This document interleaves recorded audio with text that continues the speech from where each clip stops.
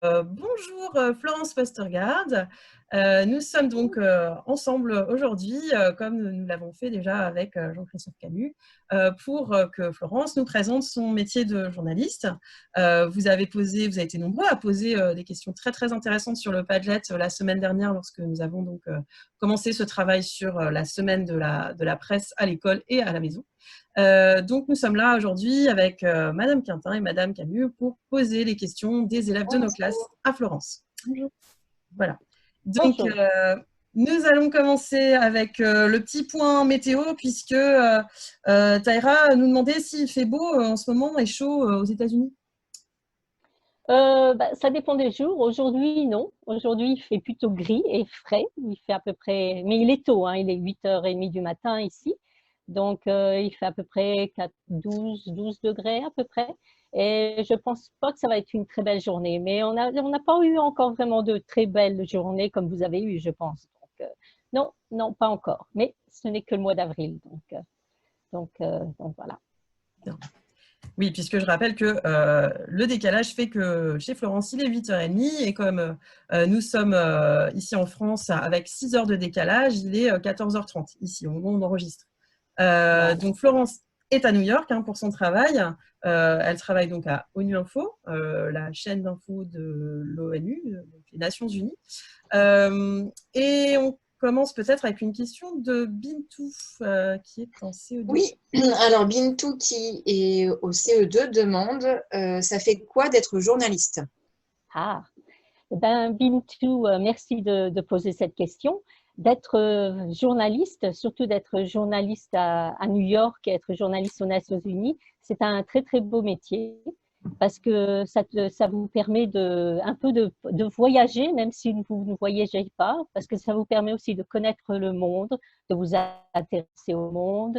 Et en plus, en étant journaliste aux Nations Unies, on a cette caractéristique qu'on doit rester très impartial, c'est-à-dire qu'on n'a pas le droit de prendre de position, comme certains journalistes, disons en France ou aux États-Unis, s'ils appartiennent à une certaine chaîne de télé ou de journaux, ils peuvent avoir une position personnelle. Nous, en tant que journalistes des Nations Unies, on n'a aucun droit de prendre notre position personnelle. C'est toujours le message des Nations Unies. Donc il faut qu'on reste impartial, comme on dit. Donc, c'est vraiment un très beau métier d'être journaliste. Merci. Ensuite, une question de Selma qui rejoint une question d'Alexandra aussi, qui sera posée juste après en CM2. Quelles sont les études que vous avez faites pour être journaliste? Et la question d'Alexandra donc en CM2. Alexandra demande si c'est long les études pour être journaliste. Oui, donc je vais commencer par moi. Pour mon cas, bon, je suis un petit peu atypique parce que j'ai fait plusieurs études, différentes études. J'ai fait d'abord des études de communication et de publicité. Puis après, j'ai changé un peu de filière. Je suis allée dans tout ce qui était plutôt décoration et architecture d'intérieur. Et après, je suis retournée au journalisme. Donc, c'est un peu été mon parcours. Et j'ai un diplôme de journalisme mais relié au multimédia. Donc voilà, donc c'est un peu mon parcours. Donc, je suis plus dans le multimédia et journalisme maintenant. Pour ce qui est des études des filières normales, ça dépend. C'est à peu près une filière au moins comment on dit, c'est un master, au moins de master de journalisme. Donc, c'est la licence, c'est ça, donc en France. Donc, c'est licence plus qu'il faut pour être journaliste, je pense, en France. Donc, c'est quoi? C'est à peu près 4 ans, 5 ans? Alors, 4-5 ans si c'est un master. Maintenant, licence, c'est 3 ans après le baccalauréat. Donc, après voilà. le bac, on passe à la fin de ses études obligatoires. Et ensuite, plus 2 ans pour le master. Donc, on est à 5 ans.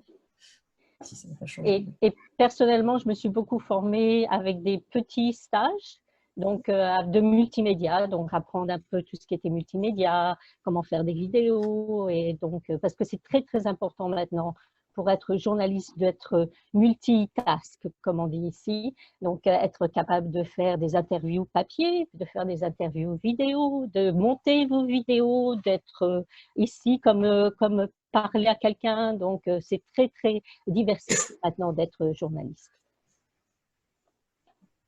Okay. On a une question ensuite de Célia en CM2. Alors Célia aimerait savoir combien de journalistes travaillent à ONU Info? Combien vous êtes là-bas? Alors, Célia, merci pour la question. Donc, nous sommes 5 journalistes francophones seulement à ONU Info. Donc, nous sommes 2 filles et 3 garçons.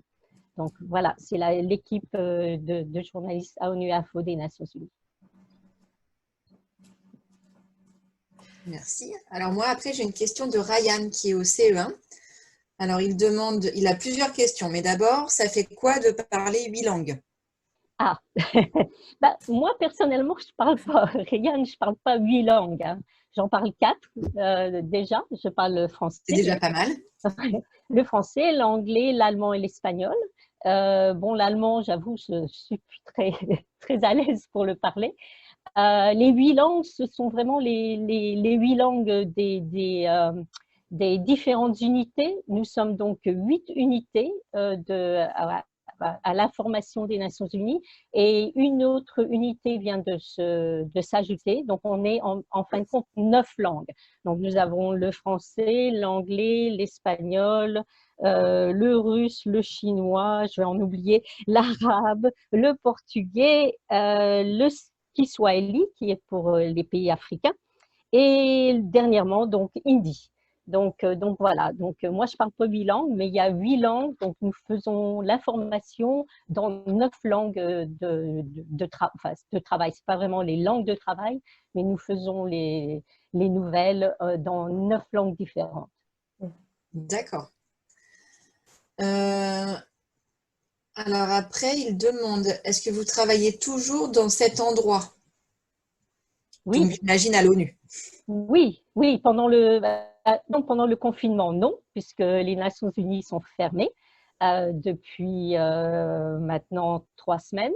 Donc maintenant, non, nous sommes tous à la maison, mais nous faisons du télétravail. Donc tout le monde, toute l'équipe, toutes les unités travaillent de la maison. Donc on continue à produire nos nouvelles de la maison. Donc oui, je travaille toujours aux Nations Unies, mais non, pas pendant cette période. C'était sa question d'après. Est-ce que vous travaillez pendant le confinement? Oui, on travaille dur et pratiquement beaucoup plus puisqu'il faut couvrir vraiment ce virus. Donc oui. D'accord. Mais merci. J'ajoute une question de Youssef qui demandait dans combien de pays es-tu allé pour ton travail? Beaucoup. Au moins 1, 2, 3, 4, 5, au moins une dizaine. Mais parce que j'ai fait des missions avec les Nations Unies il y a de ça plusieurs années.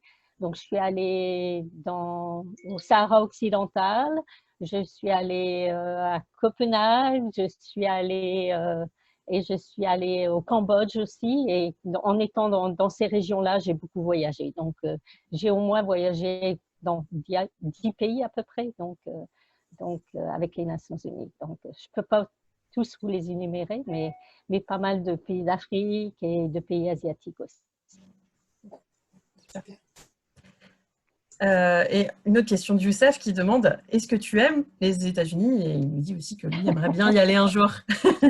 Ah, Youssef, les États-Unis, c'est un très, très grand pays. Personnellement, j'aime beaucoup les États-Unis. C'est un grand, grand pays. C'est un pays magnifique. Il y avait des grands espaces. Il y a beaucoup de parcs nationaux. Et les gens sont gentils. On est très multiculturel, de différentes races, de différentes nationalités. Et on entend beaucoup de langues. Et personnellement, oui, j'aime beaucoup les États-Unis. C'est un pays à voir. Il ne faut pas y aller seulement pour une semaine, parce que c'est un très, très grand pays. Noé demandait, c'est bien les États-Unis, donc ça rejoint un peu. Oui. C'est la même question. Et Chiara demande, pourquoi avez-vous choisi de partir aux États-Unis? Ah, c'est une longue histoire. Quand j'avais 15 ans, Je suis partie aux États-Unis pour faire du babysitting, pour être au pair pendant 1 an.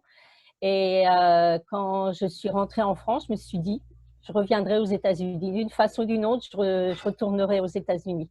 Et donc, quand j'avais 23 ans, je suis retournée. J'ai eu une possibilité justement de travailler aux Nations Unies pendant l'Assemblée générale. Donc, c'est du mois de septembre au mois de décembre.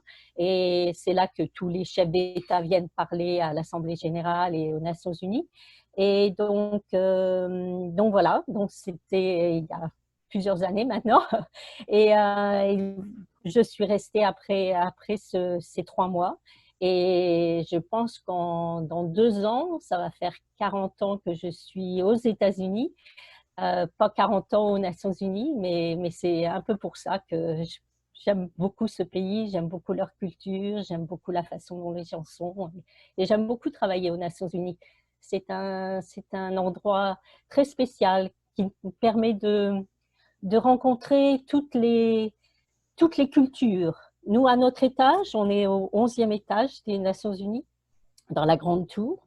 On entend toutes les langues, puisqu'on est 9 unités. On a des gens des pays arabes, des pays africains, on a les Russes, on a les Chinois, et on est tous au même étage. Et tout le monde se parle, tout le monde s'entend relativement bien, comme dans n'importe quelle situation où tout le monde se côtoie.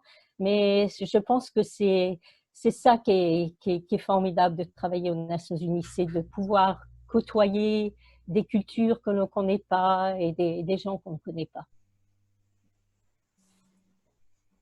Eh bien, merci beaucoup à Florence Westergaard pour toutes ces réponses et merci aux élèves d'avoir posé ces questions. Merci aussi aux maîtresses d'avoir participé à cette interview à 4. Merci Florence. Merci à vous, merci beaucoup et merci aux élèves, merci beaucoup et j'espère que surtout, n'hésitez pas à contacter ou par vos différentes institutrices pour poser plus de questions. Je serai toujours prête à y répondre. Et puis, travailler dur, hein.